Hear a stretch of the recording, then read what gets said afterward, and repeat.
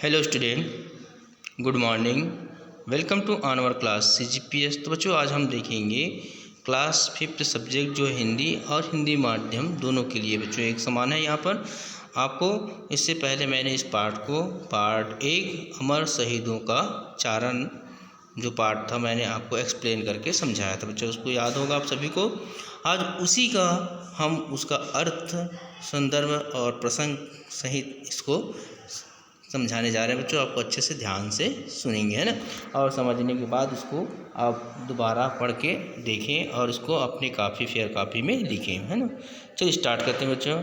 अमर शहीदों का चारण पाठ से पद ध्यान से ये बच्चों। ये देखिए फर्स्ट दिया है, मैं अमर शहीदों का चारण उसके यश गाया करता हूँ, जो कर्ज राष्ट्र ने खाया है मैं उसे चुकाया करता हूँ। तो आप बच्चों सभी को एक बार फिर से ध्यान रखेंगे, इसको लिखना कैसे है, इसको आपको पूरा लिखने की ज़रूरत नहीं है।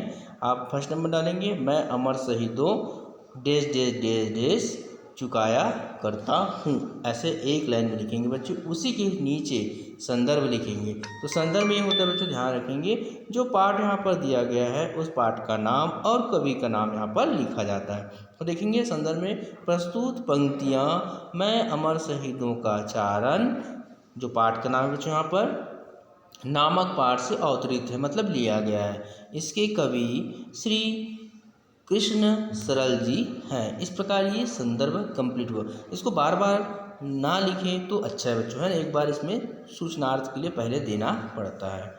दूसरा है प्रसंग। तो प्रसंग में जो मेन चीज़ बोला गया है उसका अर्थ यहाँ पर लिखा जाता है बच्चों। यहाँ पर देखेंगे प्रस्तुत पंक्तियों के माध्यम से कवि ने देश पर मर मिटने वाले अमर शहीदों के यश का गान किया है। ये हो गया आपको बच्चों प्रसंग। प्रसंग आप बार बार लिखना ही पड़ेगा आपको बच्चों। अब उसका देखेंगे व्याख्या, मतलब अर्थ। व्याख्या में लिखेंगे, कवि कहते हैं कि मैं देश पर मर मिटने वाले अमर शहीदों के कीर्ति का यश गान करता हूँ, जो देश के लिए मर मिटे हैं ना, और इस प्रकार मैं उस कर्ज को चुकाता हूँ, मतलब उसके गाकर ही उसके कर्ज को मैं चुकाया करता हूँ, ऐसा कहा गया है, जो उन्होंने अपना सर्वोच्च न्यौछावर करके राष्ट्र पर किया है। समझ आया बच्चों सबको। अब देखते हैं दूसरे नंबर जो है पंक्तियाँ हम देखते हैं अपन। यह सच है याद शहीदों की हम लोगों ने दफनाई है, ये सच है उनकी लाशों पर चलकर आज़ादी आई है। उन गाथाओं से सर्द खून को मैं गरमाया करता हूँ, मैं अमर शहीदों का चारण उनके यश गाया करता हूँ। तो इसको आप वैसे लिखेंगे बच्चों, यह सच है याद डेश डेश डेश गाया करता हूँ, एक ही लाइन में आना चाहिए। देखो संदर्भ में देखेंगे आप, संदर्भ में ये काव्य पंक्तियाँ मैं अमर शहीदों का चारण शीर्षक कविता से ली गई है। सेम का सेम है। इस कविता के रचयिता श्री कृष्ण सरल जी है। इसको एक बार वहाँ पर लिखने, बार बार लिखने की जरूरत नहीं होती। अब प्रसंग में बल्कि बदलते जाएगा ये। तो यहाँ पर प्रसंग में लिखेंगे, कवि बताता है कि वह बलिदानियों की गाथाओं को सुनाकर लोगों में ऊर्जा भरता रहता है, मतलब जो बलिदान उनके गाथाओं में ऐसा हुआ, इस प्रकार से उसने देश को आज़ाद किया, उसको ऊर्जा प्रदान करता है ना। उसी प्रकार व्याख्यान देखेंगे बच्चों, उसका अर्थ देखेंगे। कवि कहता है कि शहीदों को भुला दिया है, मतलब जो शहीद हो उसको भुला गए हैं, मतलब आज की डेट में, जबकि यह सच्चाई है कि हमें अपनी आज़ादी इन्हीं के बलिदानों के कारण ही प्राप्त हो सकी है। मतलब हम उसको याद नहीं करते अब, है ना, लेकिन हम जो आज हम क्या है आज़ाद हैं तो किसके कारण, उन्हीं नेताओं के कारण। फिर कवि कहते हैं कि मैं उन अमर सेनानियों की वीरता एवं त्याग से परिपूर्ण यश गाथाओं को गाकर शहीदों का कीर्ति गाया भाट हूँ और उनका यश गायन किया करता हूँ, इस प्रकार कहा गया बच्चों।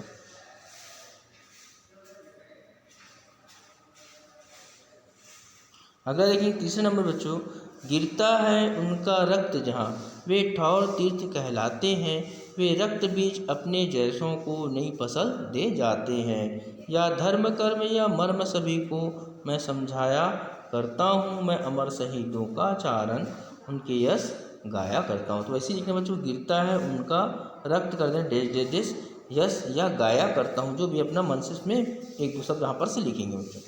तो आपको बार बार जो है संदर्भ में आपको सेम का सेम रहेगा बच्चों, और प्रसंग में बस बदलते रहते हैं इसको।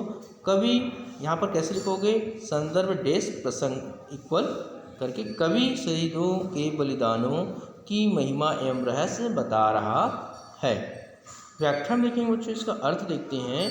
कवि कहते हैं कि अमर शहीदों के रक्त की बूंदें, जो शहीद हुए हैं जिनकी बूंदें जहाँ जहाँ गिरता है वह स्थल तीर्थ स्थल बन जाते हैं। उनका बलिदान रक्त बीज की तरह देश को नए बलिदानी बनाने की प्रेरणा देता है।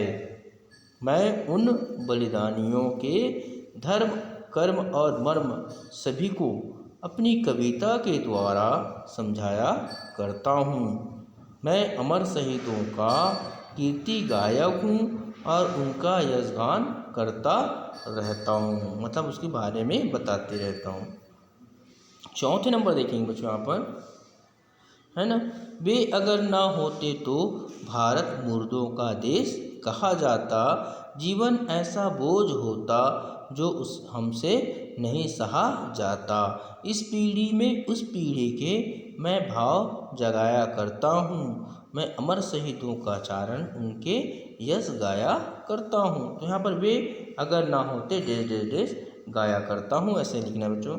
संदर्भ में भी बार बार वही आ रहा है आपको, तो संदर्भ और प्रसंग में लिख करके एक साथ प्रसंग को लिखना है आपको। इन पंक्ति में कवि सरल ने, मतलब श्री कृष्ण सरल ने बताया है कि यदि शहीदों ने अपना बलिदान नहीं दिया होता तो इसका क्या परिणाम होता, इसके बारे में बताया गया बच्चों। यहाँ पर देखते हैं बच्चों, यहाँ पर कवि कहते हैं कि यदि वे अमर शहीद ना होते तो आज भी भारत गुलामी की जंजीरों में जकड़ा हुआ मित्र देश के समान होता, मरा हुआ समान, है ना, होता। हमारा जीवन एक ऐसे बोझ ये भारत के समान होता जिससे हम सहन नहीं कर पाते। इसलिए मैं अपनी कविता के द्वारा अमर शहीदों की कीर्ति का यशगान कर इस पीढ़ी में उस पीढ़ी जो है अमर शहीदों की पीढ़ी का विश्वास पैदा करता हूँ। मैं अमर शहीदों का कीर्ति गायक हूँ और उनका यशगान किया करता हूँ। अब लास्ट वाली पंक्ति देखेंगे बच्चों, यहाँ पर पूजे ना गए शहीदों तो फिर वह बीज कहाँ से आएगा, धरती को माँ कहकर मिट्टी माथे से कौन लगाएगा। मैं चौराहे चौराहे पर यह प्रश्न उठाया करता हूँ, जो कर्ज राष्ट्र ने खाया है मैं उसे चुकाया करता हूँ। तो यहाँ पर पूजे ना गए डेश डेश डेश चुकाया करता हूँ। ठीक है बच्चों, इसमें फिर से आप देखेंगे संदर्भ प्रसंग, फिर यहाँ पर डेश करके लिखना। कवि ने इस पंक्तियों में बताया गया है कि यदि हम शहीदों, वहाँ पर थोड़ा गलत लिखा बच्चों, शहीदों का सम्मान नहीं करेंगे तो उसके क्या क्या दुष्परिणाम होंगे। तो अर्थ देखते हैं बच्चों। सबसे पहले कवि कहते हैं कि यदि देश पर मर मिटने वाले अमर शहीदों को सम्मान नहीं दिया गया, उसका सम्मान नहीं करेंगे तो अपने देश की धरती को माता कहकर कौन पुकारेगा, कौन पुकारेगा, अपने देश की मिट्टी को अपने मस्तक पर कौन लगाएगा। अपने देश पर कुर्बान हो जाने वाली पीढ़ी कहाँ से पैदा होगी, मतलब उसके जैसा आचरण कैसा हो पाएगा। मैं चौक चौराहे अर्थात सर्वत्र यही प्रश्न उठाया करता हूँ। मैं बलिदानी वीरों की कीर्ति का गायन करके उनके कर्ज द्वारा दिए गए कर्ज को उतारा करता हूँ, जो उन्होंने अपने त्याग और बलिदान के रूप में राष्ट्र को दिया है। इस प्रकार बच्चों आप सभी का ये जो है पद्यांश कंप्लीट हो बच्चों, है ना। आज के लिए इतना ही। आप अपनी कॉपी में इसको नीट एंड क्लीन लिखेंगे। आज के लिए बेटा गुड डे।